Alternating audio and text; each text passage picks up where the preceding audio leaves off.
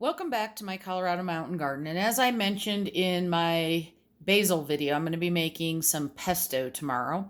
And so I wanted to show you how I'm going to prune my cilantro. Now, my cilantro is still very young, so I want to encourage bushing. And this is how you do it so that you keep having more cilantro and hopefully it doesn't go to seed as quickly.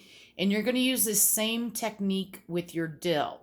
You're going to be looking for where the new leaves are coming out at. And I'll scroll in or move the camera in a little bit more.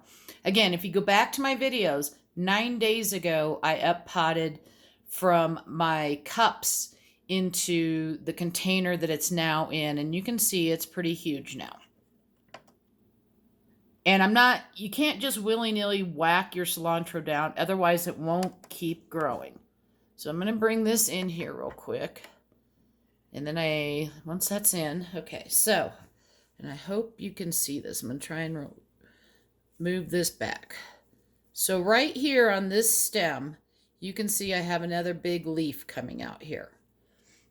Now keep in mind, these are young plants, and the way I'm going to save these and the best way to save cilantro is actually to put it in a moist paper towel. So if you've just gotten it from the store, trim the bottoms off, wash it, dry it pretty well, and just your paper towel only needs to be a little bit moist, and put it in a Ziploc bag.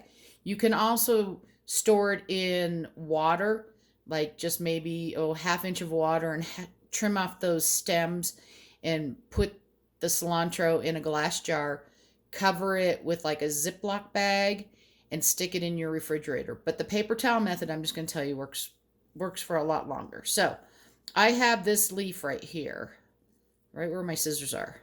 And I'm going to just cut that right above that.